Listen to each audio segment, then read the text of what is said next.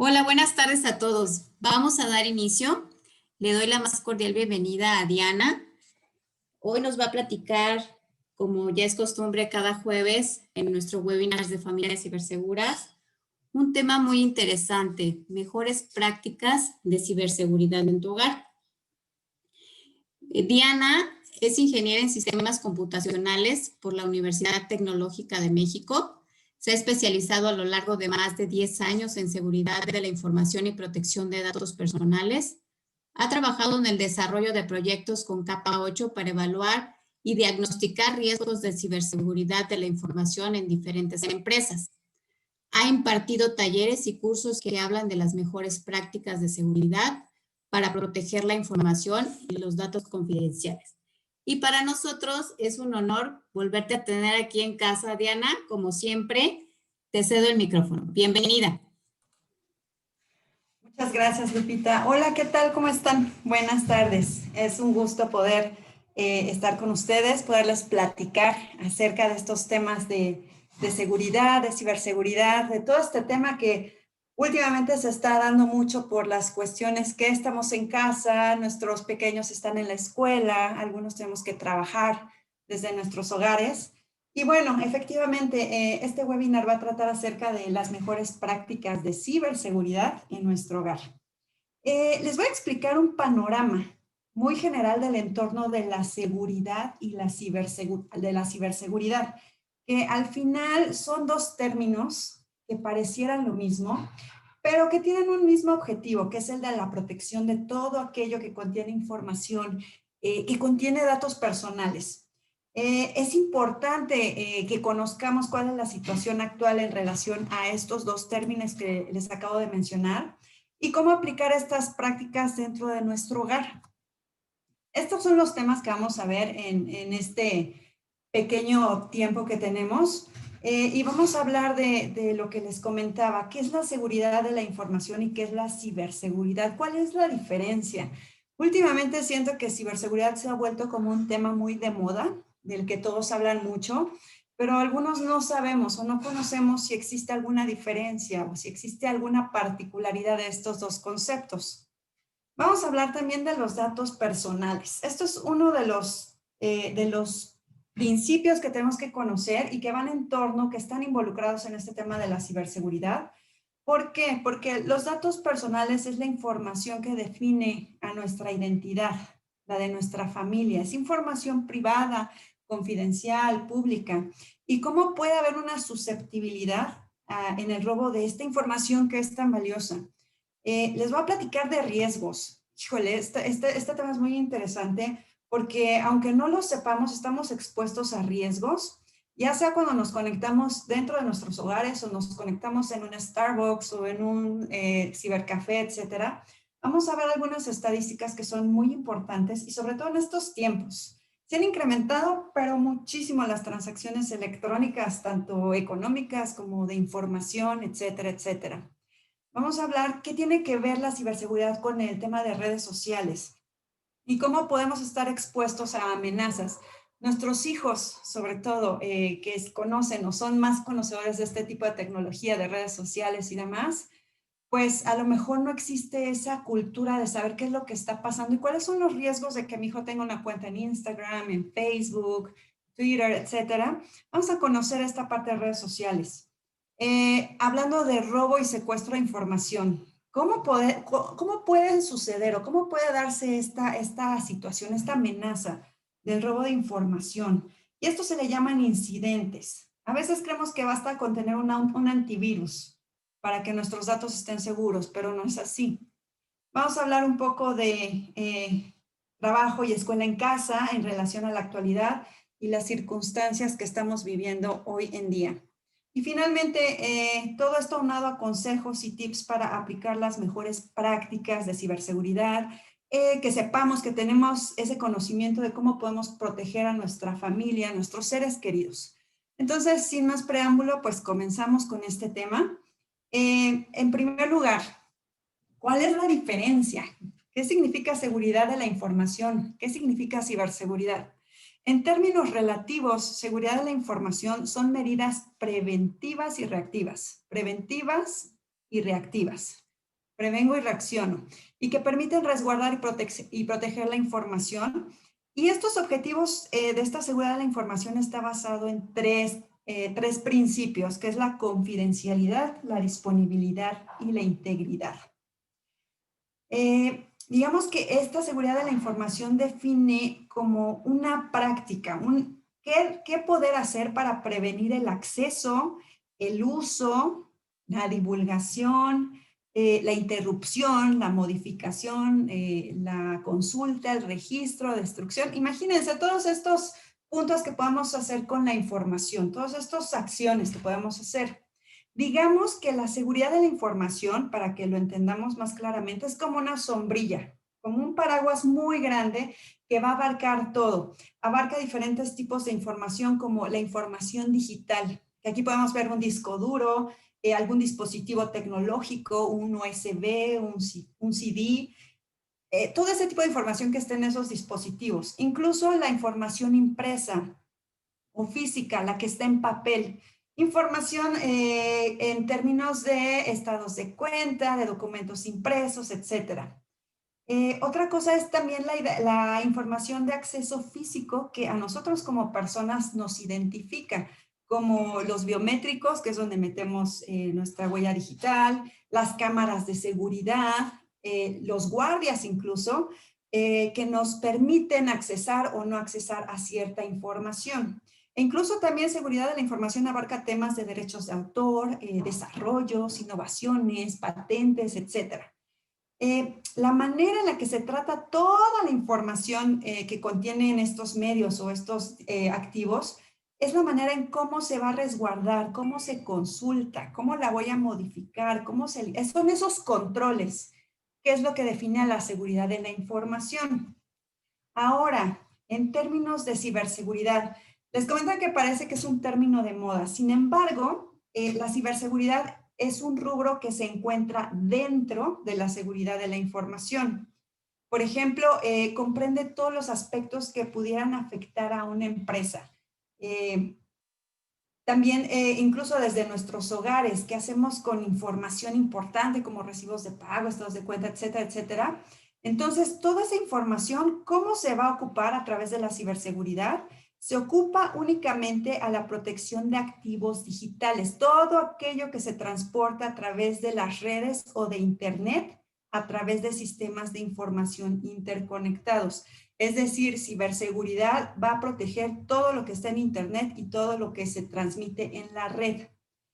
Digamos que como la ciberseguridad está dedicada a atender el aspecto digital, pudieran verse expuestas a prácticas de ataques como el malware, el phishing, amenazas que pudieran comprometer esa información, que nos pudieran violar toda la información que tenemos y que se transmite a través de la red. Entonces, por ejemplo, la manera en que nos protegemos a través de la ciberseguridad es con el anti-spam, el antivirus, los firewalls, etcétera, etcétera. Entonces, si se dan cuenta, digamos que la ciberseguridad es una parte de esa sombrilla que abarca todo lo que es la seguridad de la información. Entonces, dicho lo anterior, ¿se acuerdan que hablamos de una parte de los principios de seguridad de la información? Estos son criterios muy importantes que habíamos dicho que la confidencialidad es que evitemos que personas no autorizadas puedan acceder a nuestra información, a nuestros datos privados personales. La disponibilidad es la información y los recursos relacionados que estén disponibles solo para aquellas personas que tengan esa autorización. Y la integridad es guardar toda esa información y que no se altere a menos que sea a través de alguien autorizado, de alguien confiable. De forma que nuestra información está disponible cuando se necesita, que exista esa garantía de que los datos o la información que tenemos, ya sea en nuestras aplicaciones o en Internet, se van a procesar de una manera adecuada y que solo van a accesar personas autorizadas. Sobre todo, fíjense, en esta época donde casi todo el trabajo es remoto, una de las preocupaciones por ocupar es mantener esa confidencialidad, integridad y disponibilidad.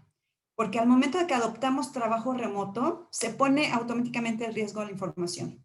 Podemos ser susceptibles a una intercepción, a un robo, a un secuestro.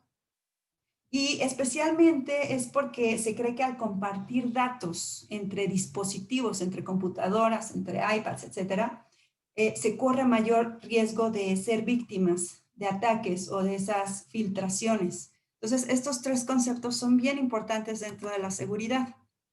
Y tomando este tema de la ciberseguridad, que es toda la información que pasa a través de Internet y de las redes, bueno, vamos a hablar de los datos personales.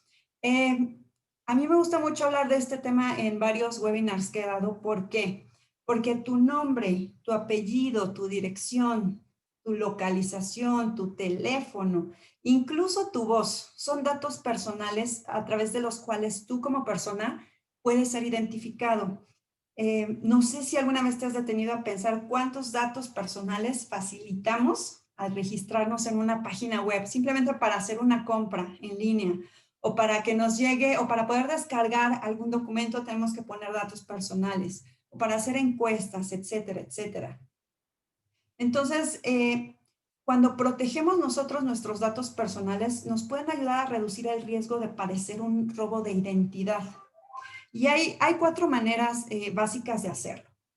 En primer lugar es saber dónde se va a compartir la información.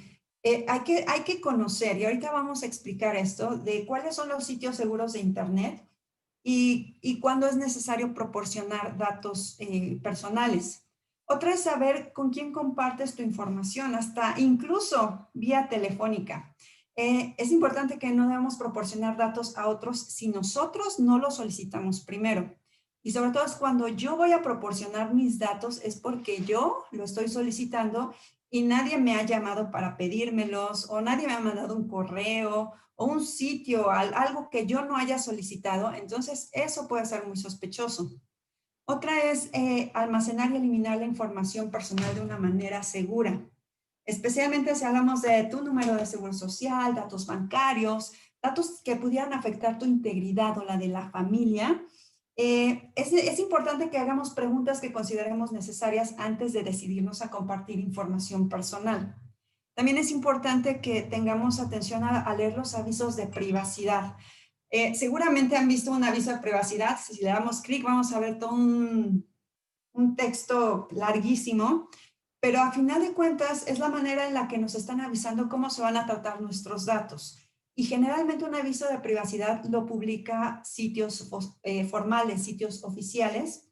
Y como les comentaba, habla del uso de nuestros datos personales. ¿Qué van a hacer con ellos? El mayor error que creo que cometemos todos, me incluyo, es que no nos tomamos unos segundos para leer ese aviso de privacidad y leer dónde se registran nuestros datos, cómo se están tratando, o esta compañía o esta página de internet, cómo está tratando estos datos personales. Y esto va de la mano con el siguiente punto, que es mantener un nivel de seguridad apropiado, y debemos fijarnos en comprobar si la página o sitio web es seguro. ¿Cómo lo vamos a saber? En el navegador podemos observar si la dirección o la URL contiene estos que se llaman protocolos, HTTP o HTTPS. Siempre que ustedes proporcionen datos personales o llenen un formulario de, escribe tu nombre, tu nacionalidad, tu teléfono, bla, bla, bla, es recomendable que se fijen en la dirección de Internet y que la dirección comience con HTTPS. Ese HTTPS indica que la información viaja de manera cifrada por la red. Realmente la S hace una alusión a la S de security, de seguridad. Entonces, toda la transacción de datos a través de una URL que inicia con HTTPS es muy probable que sea seguro, es de lo más seguro, ¿no? Finalmente, es importante también que conozcamos el tipo de amenazas a los que pueden estar expuestos nuestros datos personales. Y generalmente esto se llama a través de malware. Más adelante vamos a ver un poco de este tema de malware para que también sepamos cuáles son las amenazas a las que podemos estar expuestos. tocando un tema en términos de datos personales, para finalizar este tema de datos personales, aquí hay unos consejos que yo les recomiendo que apliquemos todos y que son muy útiles para proteger nuestros datos personales y la de nuestra familia. Primero es que tratemos la información personal como si fuera tal cual dinero en efectivo. No la entregamos a cualquiera, no la publicamos a cualquiera y sobre todo esto debe ser a cambio de algún provecho o beneficio. Si yo voy a proporcionar mis datos personales es porque voy a recibir algo a cambio, algo que a mí me va a beneficiar. Esa es una de las recomendaciones principales. La segunda es, sigue las recomendaciones de las mejores prácticas de contraseñas. ¿A qué me refiero con esto? No es conveniente usar contraseñas muy sencillas en términos de que las contraseñas son muy importantes para el control de acceso a la información. Entonces, una de las recomendaciones más importantes es que no usemos fechas de cumpleaños, no usemos números consecutivos, no usemos números de teléfono, nombres propios que nos puedan identificar de alguna manera, letras consecutivas del teclado, etcétera. ¿Por qué? Porque al final una contraseña segura habla de que debe ser de al menos 8 caracteres alfanuméricos, es decir, mayúsculas, minúsculas, números, caracteres especiales. ¿Por qué? Porque generalmente existen diccionarios o aplicaciones que a través de semántica traducen una contraseña. Entonces, cuando una contraseña no cumple con estos 8 caracteres alfanuméricos, lo más probable es que estas herramientas puedan descubrir la contraseña de manera muy rápida. Cuando nosotros usamos caracteres especiales bajo las mejores prácticas, un hacker podría tratar de descifrar nuestra contraseña hasta dentro de 2 años. Entonces, por eso también se recomienda que se esté cambiando constantemente. Otra es mantener los sistemas y el software actualizados con las últimas versiones y parches de seguridad. Esto es súper importante. Hago mucho hincapié en esta parte porque muchos tenemos prisas, muchos tenemos que hacer varias cosas en nuestros dispositivos y cuando nos sale el anuncio de que tienes que actualizar tu sistema operativo, pues generalmente dejamos ahí en espera esa actualización. Y pueden pasar días, pueden pasar meses, semanas, y la actualización está ahí en espera de que nosotros le demos a aceptar. ¿Cuál es el problema aquí? Que mientras nosotros no actualizamos nuestro sistema operativo o no actualizamos nuestros dispositivos, quiere decir que existe esa actualización porque hay una nueva amenaza, pudiera haber un nuevo malware latente, y si no lo actualizamos o si no lo instalamos, somos susceptibles a un ataque si no lo hacemos en ese momento. Entonces, vamos a tomar unos minutos para mantener estos sistemas y este software actualizados.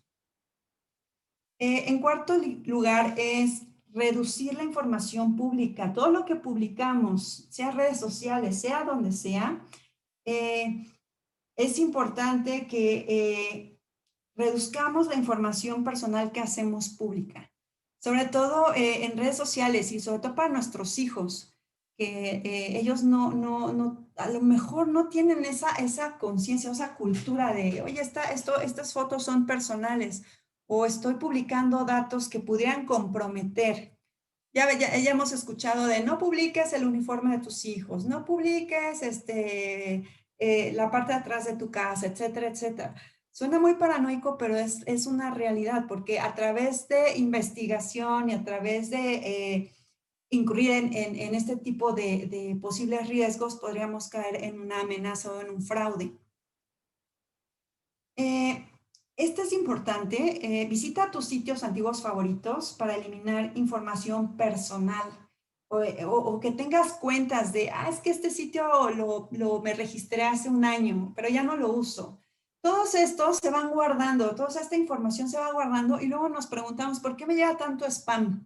¿Por qué me llegan correos que no son deseados? Pues generalmente es por este tipo de situaciones. Tenemos tantos registros de sitios que visitamos hace mucho tiempo y siguen activos, no lo sabemos si siguen activos y por consecuencia tenemos este famoso correo de spam lleno. Otra es, revisa tus configuraciones de seguridad y de privacidad para limitar quién puede ver tu información. Algo sí importante es, traten de depurar a sus amigos, entre comillas, de las redes sociales. Existe como una creencia popular de que entre más amigos seas más popular, pero yo pienso que entre más amigos y muchos de ellos que no son conocidos en persona, nuestra identidad está cada vez más expuesta al uso indebido de las fotos que publicamos. Imagínense, publicamos una foto y el amigo del amigo del amigo del amigo ya la ve, la puede descargar, la puede ver, puede caer en manos que no son, en manos para hacer mal uso, ¿no? Entonces, pudiéramos incluso ser vigilados o que la privacidad de los nuestros o de nuestra familia se vea afectada. Por ejemplo, nuestros hijos. Y es que todo papá queremos presumir a nuestros hijos en las redes sociales, pero realmente no sabemos quiénes están viendo esas fotos. Era lo que les comentaba, pues entre compartir y compartir la foto de la foto de la foto, esta cadena se hace interminable y pues sí, existen los actos malintencionados. Y finalmente, esta es importante, evita guardar datos personales en la USB. Incluso si ponemos datos personales, nuestra firma de Hacienda o documentos escaneados y demás, las USBs se pierden y dicho por hecho son dispositivos que son desechables, pero si quedan unas manos incorrectas, pues también puede ser muy, muy peligroso. Vamos a hablar un poco de esta parte de conexiones, cómo está la situación. Fíjense, estas son, pues son estadísticas. Y debido a esto de la pandemia del COVID, es increíble, pero la adquisición de dispositivos móviles, el dato que yo tengo aquí es que ha aumentado en más de 70% de usuarios de teléfonos móviles, 70%. También incrementó hasta un 47% de uso o compra o adquisición de laptops. más del 30% en computadoras de escritorio, televisiones inteligentes, etcétera, etcétera. Y fíjense, aún no tenemos las cifras de este Buen Fin, pero segurísimo subieron. Entonces, es evidente que el aumento del uso de dispositivos móviles para los niños por la cuestión escolar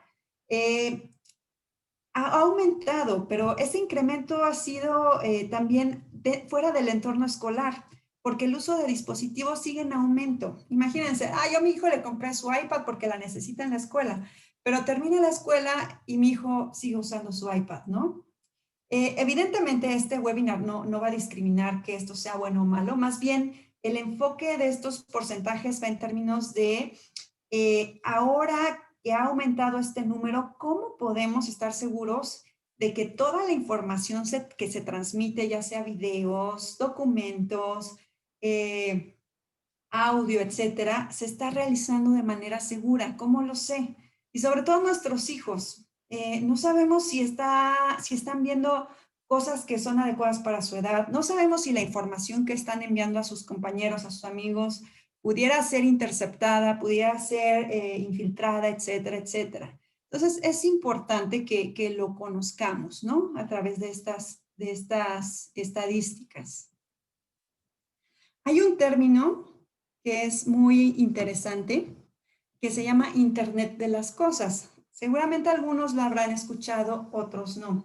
Cuando hablamos de Internet de las Cosas, es absolutamente cualquier dispositivo físico que se conecta a Internet, cualquiera, puede ser monitoreado y susceptible a un ataque de seguridad.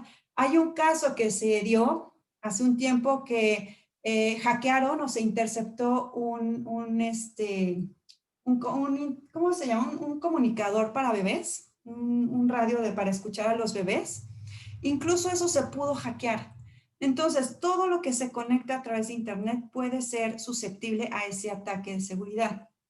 Entonces, como lo expliqué en la lámina anterior, algunos podemos estar de acuerdo con estas cifras de que los niños que obtienen su smartphone antes de los 12 años, algunos no podemos estar de acuerdo.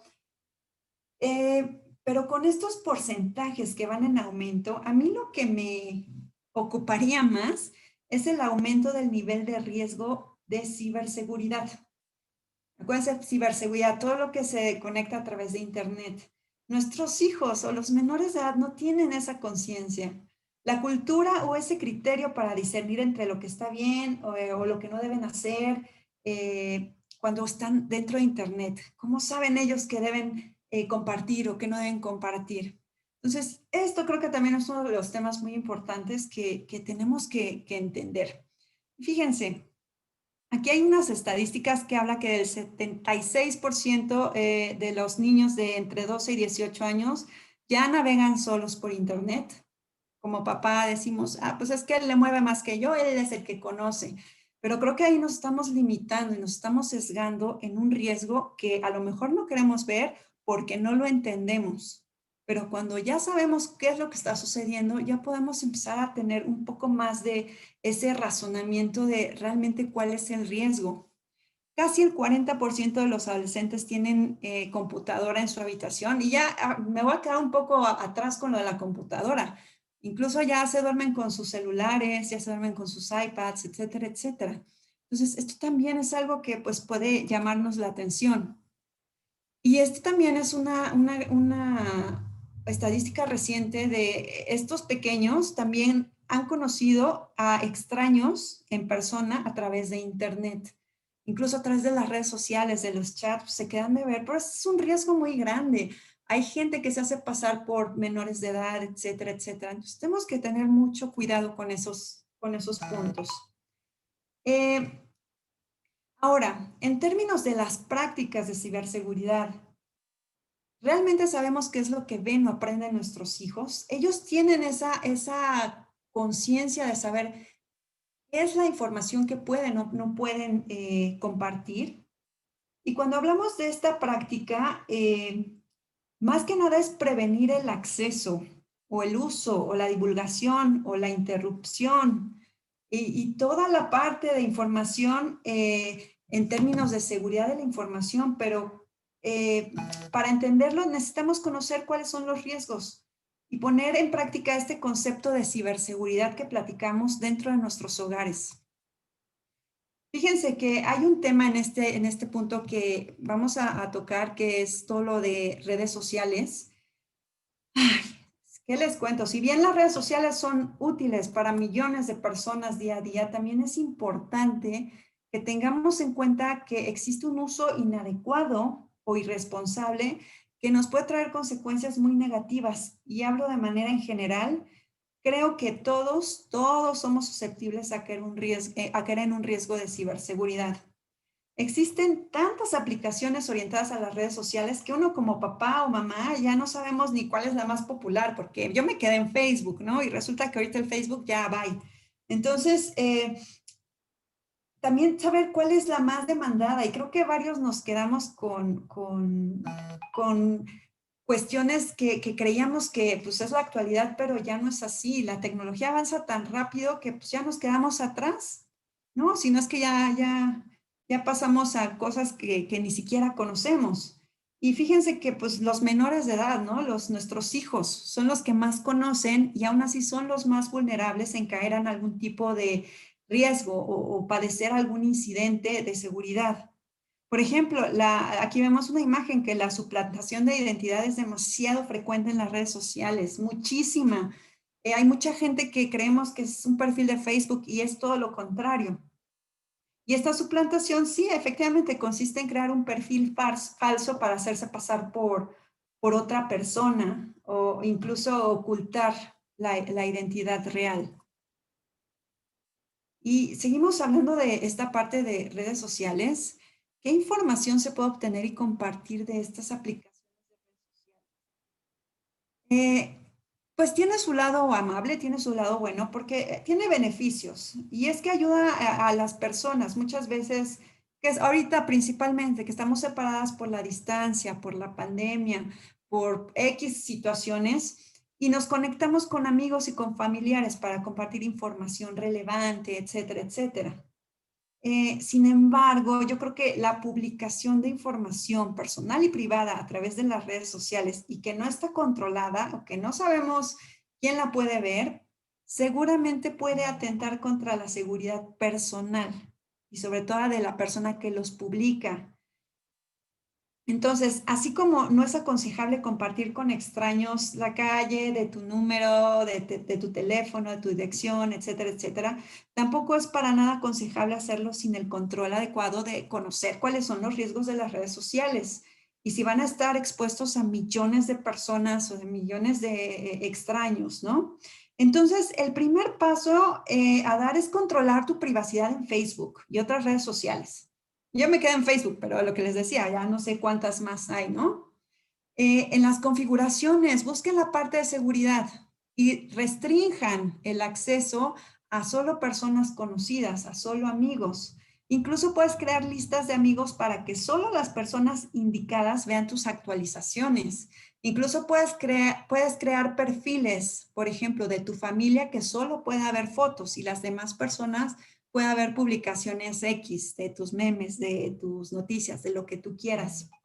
Si bien es posible configurar tu perfil para compartir información únicamente con grupos cercanos de amigos, pues también fíjense que estas barreras también podrían llegar a ser casi inservibles si nuestros contactos, si mi tío, si el abuelito, pues dice, ay, qué bonita foto y la voy a compartir a mi red social, pero pues yo no, esa persona no tiene los controles adecuados, pues entonces ahí digamos que también no tiene mucho caso, ¿no? Esa información se va a esparcir. Entonces también es importante que nosotros tengamos como esa capacidad de transmitirles ese riesgo al que pudiera estar expuesta la información. También es importante que si bien también te etiquetan tus amigos, pues dejan tu nombre expuesto a contactos que podrían no ser de tu confianza. Entonces, tenemos mucho cuidado en esta parte de redes sociales. Este es un tema de robo y secuestro de información y, ahora sí que, ¿cuántas veces no hemos recibido alguno de estos mensajes? Ya sea en algún sitio de internet o en nuestros correos o en ligas que nos envían nuestros contactos, etcétera, etcétera. Es que es algo muy, muy importante que tengamos esa conciencia, pero bueno, más adelante voy a explicar una parte de estas situaciones de cómo se dan a través del malware, pero es importante que conozcamos que la mayoría de nosotros o de las personas no nos enteramos que hemos sido víctimas de robos de datos o de identidad. Y estos fraudes se han convertido en una modalidad que ha crecido, pero de manera fuertísima en estos últimos tiempos. Hablando un poco de malware, este slide, esta lámina también me gusta platicarla mucho porque creo que es muy importante y entre más sepamos, más vamos a tener ese conocimiento de cuáles son las amenazas que suceden hoy en términos de la ciberseguridad. Con nosotros muchas veces nos hemos quedado como atorados en, es que tiene virus porque está lenta mi máquina, pero existen cosas mucho más allá. Y vamos por el virus, que es el que ya conocemos, que son programas que al ejecutarse infectan parte del sistema, de los procesos u otros programas y empiezan a alterar el funcionamiento de mis dispositivos de diversas maneras. Incluso pueden dañar el sistema operativo. Entonces, sí, pues, cuando decimos es que está lenta mi computadora, es que se apaga, etcétera, etcétera, está dañando ya ese virus a una parte del sistema operativo de mi dispositivo. Luego nos vamos con la parte del malware, que son los gusanos. Son muy parecidos a los virus, nada más que estos tienen la capacidad como los gremlins que se copian a sí mismos. Y una vez que han infectado tu dispositivo, digamos tu tablet, este se puede propagar hacia otros dispositivos, hacia tu smartphone, hacia tu computadora, hacia su tele, solo si están conectados en la misma red, en la misma Wi-Fi. Entonces, eso también es muy importante porque afectan rápidamente a un gran número de dispositivos. Si tú tienes 10 dispositivos en tu casa y uno se vio afectado por un gusano, pues lo más probable es que ya se distribuyó a los otros 9. Entonces, esto puede ser una gran amenaza hasta que incluso se colapsa la red. Por alguna razón ya mi red ya está súper lenta o ya ni siquiera funciona como debería. Otra parte son los troyanos. Aparentan ser inofensivos y permanecen ocultos, pero lo que hace es que hay un usuario que está desde otro punto, un hacker, que se puede conectar y tomar el control de nuestros dispositivos. Entonces, ese es otro tipo de malware. También tenemos el spyware. Este también es un malware que se inicia con nuestros equipos, nuestros dispositivos. Se recopila toda la información posible y se transmite hacia un anónimo. Afecta nuestra privacidad, afecta el rendimiento de nuestro dispositivo, nuestros recursos de red. No sabemos y a alguien ya le estamos enviando datos o fotos o lo que sea. Está otro malware que se llama adware. Básicamente son publicidad, no son tan dañinos, pero por lo general se instala en nuestros exploradores, en nuestros navegadores, y entonces cuando nos empiezan a aventar ventanitas de publicidad que son molestas porque te aparece una, navegas a otro lado y te aparecen por todos lados. Y generalmente esto sucede cuando descargamos software de algún sitio. Incluso hasta los confiables, ya pueden tener algún tipo de adware, pero sí son muy molestos. Otros son los exploits. Los exploits provienen de la palabra explotar o aprovechar. Los exploits son como fragmentitos de software y tienen como comandos, secuencias de comandos o acciones que cuando ejecutamos algún comando, alguna aplicación, algún software, empieza a buscar, como empieza a indagar en esa aplicación o en el sistema operativo, con tal de buscar un hueco o una vulnerabilidad de seguridad de nuestros dispositivos y empieza a infiltrarse y empieza a generar comportamientos no deseados. Por eso es tan importante que actualicemos los sistemas operativos, sobre todo por los exploits. Y por último es el ransomware. Este sí que es un dolor de cabeza. Como tal, ransomware proviene del término de secuestrar la información. A lo mejor descargamos un video, una película, etcétera, y viene con un bicho que se llama ransomware, y lo que hace es que queremos accesar a nuestras fotos, ya no puedo entrar y me piden una contraseña, pero pues yo nunca le puse contraseña. Entonces, el ransomware es el que te avisa, oye, ¿quieres la contraseña para entrar a tus fotos? Pues deposita tanto dinero, transfiere tal cantidad de dinero. Entonces, estos son como los principales tipos de malware que existen hoy en día. Ahora, ya que conocimos todo este término de malware, toda la parte de datos y protección de datos, ¿qué pasa cuando tenemos la escuela desde casa? Ahora, esta modalidad en casa y bajo estas circunstancias, el uso de dispositivos, de tablets, de computadoras, es mucho mayor. Y aquí voy a mencionar algunos consejos o algunas tips que podamos usar para seguir usando los medios de manera positiva y segura. Aquí es importante el término de contactar a profesores o a la escuela en términos de que usamos plataformas digitales. Hay que hacer hincapié en que nos digan cómo está utilizando o cómo se está utilizando esa información en relación al aviso de privacidad. Si la información que ellos están resguardando de nuestros hijos, sus calificaciones, su historia, etcétera, etcétera, cómo está siendo resguardada y qué están haciendo con ella, si están usando los medios necesarios para protegerla. Otra es, ojalá pudiéramos cortar de tajo el uso de redes sociales, pero pues como decíamos, puede tener un uso para buenas causas, sobre todo para esta parte del distanciamiento social. Pero usémoslo como una herramienta de aprendizaje. Si los pequeños extrañan a sus amigos de la escuela, a otros miembros, pues tratar de que el uso de redes sociales sea para mantener ese contacto sano y no para hacer el bullying, no para hacer mal uso, no para publicar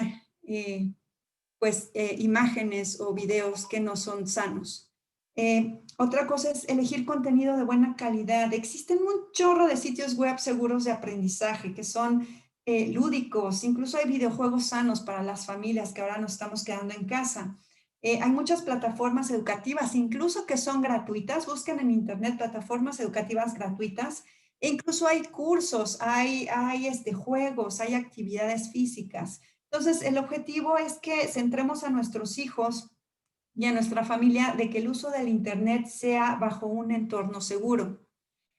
Otra cosa es implementar límites de tiempo. Eso es muy importante. Y como siempre, el uso de la tecnología no debe posponer el uso indebido de los dispositivos ni las necesidades básicas como dormir, actividades físicas, leer o pasar el tiempo en familia. Recomiendo innumerables veces habilitar en los dispositivos la acción de control parental. Voy a dar 3 minutos de control parental para que ustedes conozcan un poco de este punto. Otra para nosotros como papás o como empresarios o como dueños de algún negocio, etcétera, etcétera, pues ahorita ya nos estamos conectando desde casa. ¿Cómo podemos hacer o cómo reducir este tipo de situaciones? Bueno, pues una es reducir el número de conexiones. ¿A qué me refiero con este? Nosotros, por lo general, en nuestra casa contamos con un solo enlace, que ya sea Telmex, o sea el Easy, o el Megacable, o etcétera, etcétera.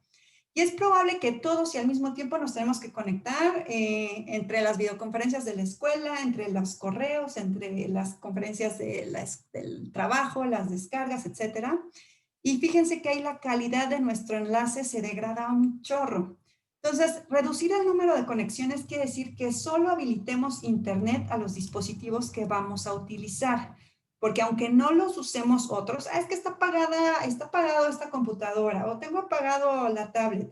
Aunque no lo creamos, están consumiendo ancha de banda porque pudiera ser que se estén actualizando o que estén recibiendo datos o que estén descargando datos de configuración.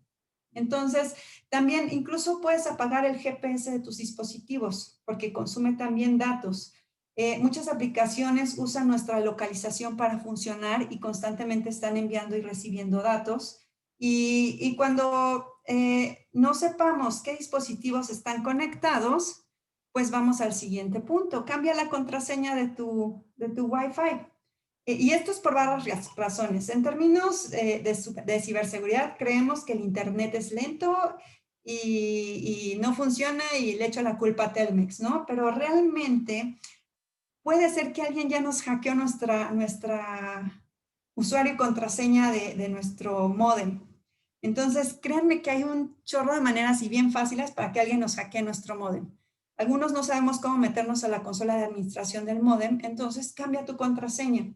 Entonces, otro punto también que nos beneficia es que cuando cambiamos la contraseña del módem se van a desactivar equipos o dispositivos antiguos que ni siquiera recordabas que estaban conectados, ¿no? Incluso eso va a ayudar a que si tu vecino estaba jalándose de tu red, pues ya lo quitamos de ahí. Bloquea tu equipo cuando no lo uses, sobre todo con contraseña robusta y en un entorno de trabajo exclusivo para laborar. Esto es en términos de cuidar que no se borren datos o no se descargue software. Con respecto al navegador, y cada vez que navegamos suelen almacenarse una cantidad increíble de cookies. De hecho, cada vez que están navegando en sus smartphones, en sus computadoras, les aparece el letrerito de las cookies, ¿no? Entonces, esto nos puede extrañar porque a veces estamos buscando, no sé, un vestido en internet y empezamos a navegar en redes sociales o en internet y salen anuncios de vestidos justamente, ¿no? Entonces, en la configuración de los navegadores puedes borrar esas cookies, que es lo que hacen, ¿no? Que te aparecen mensajes de algo que te interesa porque ya navegaste anteriormente. Con respecto al correo, muchos de los ataques llegan por correo en forma de archivos adjuntos, ofertas, etcétera, etcétera. Entonces, es importante que tengas actualizado tu antivirus. Si recibes adjuntos que no estabas esperando, no los abras. Siempre el antivirus es un elemento súper importante dentro de tu entorno de conexión a Internet. Y último punto, que aquí hay como que hay ciertas como sospechas de que funciona o no funciona, pero habla de cubrir las webcams. Existe malware incluso que permite grabar o ver al usuario con su webcam sin que éste lo sepa. Y esto es el caso de que podamos sufrir algún incidente. Y por otro lado, pues también mantener la cámara cubierta evita errores de habilitación de la cámara en momentos inoportunos. Entonces, también busquen en Google, existen unos protectores para webcam que son como tapitas que permiten cubrir la webcam. Ya estamos por terminar. Aquí hay un decálogo que es para nuestros hijos, que es importante que nosotros les transmitamos y en primer lugar que ellos sepan que no todo lo que está en Internet es verdad. Sí, hay que tener en cuenta que no porque esté en internet quiere decir que sea verdad. Existen fake news, existen muchas cosas de información que son erróneas, y entonces para esto lo que podemos hacer es buscar no solo en una fuente, sino en varias. Otra, nuestros hijos deben de entender que no deben de pasar datos a desconocidos a través de la red, y en caso de que alguien solicite o le solicite datos personales, es conveniente que ellos abandonen la conversación con esa persona o con ese sujeto y que nos platiquen de la situación. Otra es no hablar con desconocidos, hablar con desconocidos no los convierte en un amigo, y es lo que hablábamos, ¿no? De la suplantación de identidad. No está nada bien quedarse de ver con alguien a quien hayamos conocido a través de la red, o en otro caso que sea acompañado de un adulto, ¿no? Otro punto es la amabilidad siempre prevalece. No publicar esa parte de actitudes inaceptables. Los conocidos de internet o de redes sociales deben de recibir el mismo trato que cualquier otro conocido en la vida real. Es difícil decir las cosas de frente, pero por internet pues cualquiera, ¿no? Entonces hay que trabajar este sentido común del autocontrol, que es el siguiente punto, en todo lo que se hace en internet. A cualquier comentario, actitud, comentarlo con nuestros hijos, que nos hace sentir incómodos, es natural que provoque una reacción en nosotros, y por lo tanto podemos publicar cosas que son inapropiadas en ese momento. Otra cosa es, traten de usar un nickname, evitar el uso del nombre real mientras están utilizando algún dispositivo, ya sea a través de un juego, un chat, a través de la red. Muchos pequeños se acostumbran a poner nombre y apellido, y hay que ayudarlos a diferenciar cuando es conveniente escribirlo y cuando no. Notificar a los padres si se presenta alguna conducta de ciberacoso. No publicar fotos personales porque alguien pudiera espiarnos, que ellos conozcan ese tipo de riesgo. Navegar en internet tiene fines positivos, no para otra cosa. Sobre todo los papás deberíamos de conocer los sitios que visitan nuestros hijos o qué herramientas utilizan, porque si cerramos los ojos por desconocimiento de las nuevas tecnologías, dejar a los niños navegar a su antojo pues es un error. Entonces es inculcar el buen uso del internet.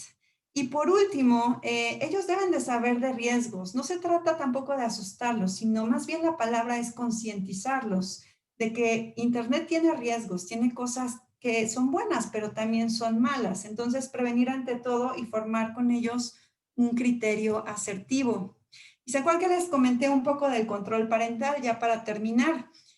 Como su nombre lo indica, el control parental es una característica especialmente útil para papás o incluso para las escuelas que desean impedir que nuestros hijos puedan acceder a sitios inapropiados de internet.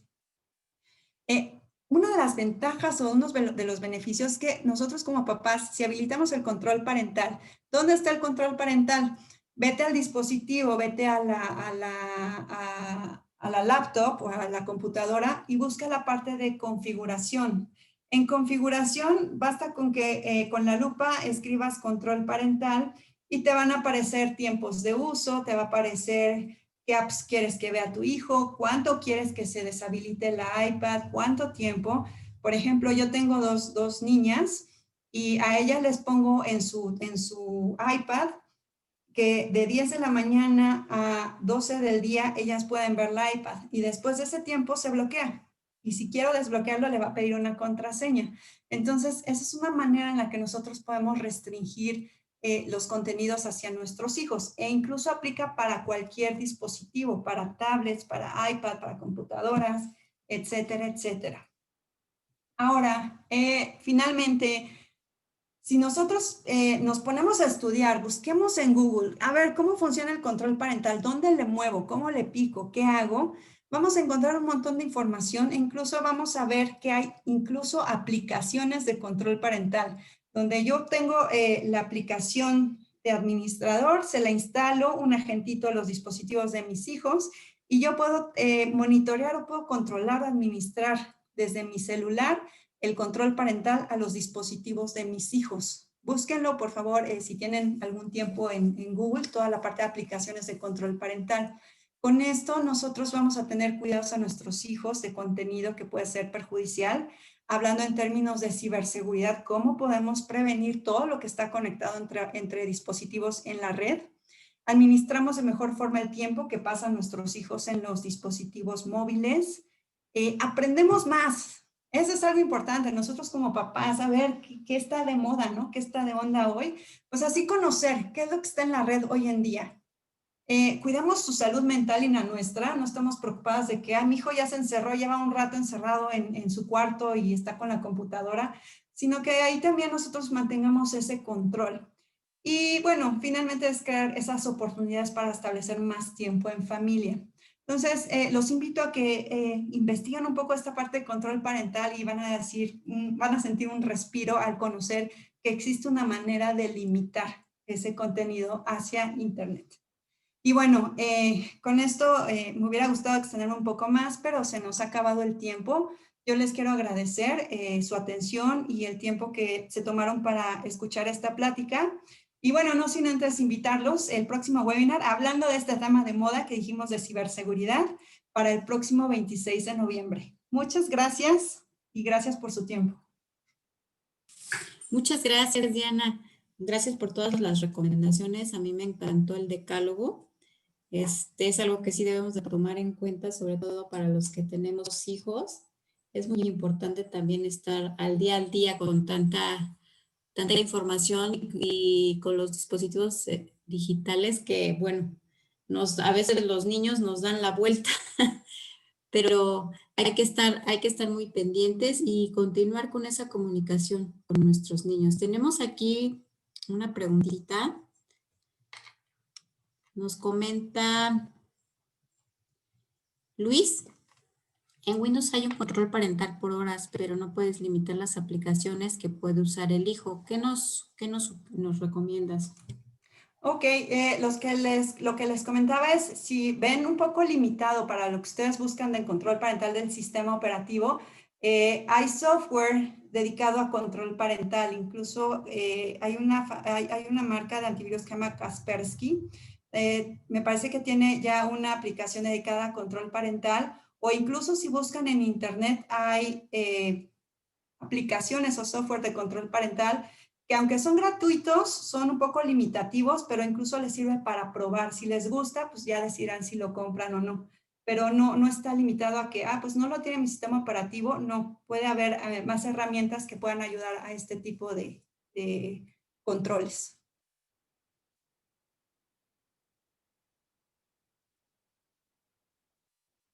No sé si hay alguna otra pregunta.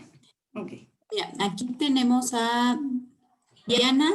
Nos hace un comentario. Creo que es importante también que a veces los entrenadores o los maestros de la secundaria hagan grupos. Creo que previo a esto nos pone aquí formar grupos para dar a los chicos un curso como este o charlas o pláticas. ¿Tú qué opinas al respecto? Fíjense, les voy a hacer un comentario bien importante. En septiembre del año pasado, 2019, se liberó una norma mexicana que se llama Escuelas Responsables en el Uso de Internet. Ya se empezó a publicar en el Diario Oficial de la Federación y es una norma que habla de las escuelas que deben implementar ciertos controles de seguridad, sobre todo para concientizar, para ejercer cultura de seguridad en todos los alumnos. Esperamos que esto se vuelva ya una práctica que deba ser obligatoria, pero ya tenemos el primer paso. Ya se liberó esta norma, incluso esta empresa de Capa 8, que nos está apoyando a hacer esto es parte de los webinars, fue una de las partícipes en liberar esta norma. Entonces ya tenemos eso. Y esperamos que a partir de ahora ya todas las escuelas empiecen a ejercer este tipo de prácticas de seguridad y ciberseguridad. Muchas gracias por compartirlo, Diana. Pues ya no tenemos más preguntas, tenemos muchas felicitaciones. Fue una charla muy interesante. Gracias por todo el tema, gracias por la charla. Bueno, todos están agradecidos y encantados, y igual yo, muchas gracias por todos los tips, los consejos que nos hiciste favor de compartir. Pues no me queda más que despedirme de nuestro público, agradecerles como siempre, nos sigan en nuestras redes sociales e invitarlos al siguiente webinar en donde estaremos hablando de ciberseguridad para la vida diaria. Un tema súper relevante y no me queda más que dar las gracias a Diana. Muchas gracias por todo tu apoyo. Gracias a todos, de verdad, muchas gracias y esperamos seguir dando este tipo de pláticas para enriquecer a todos. Muchas gracias. Excelente tarde a todos. Gracias.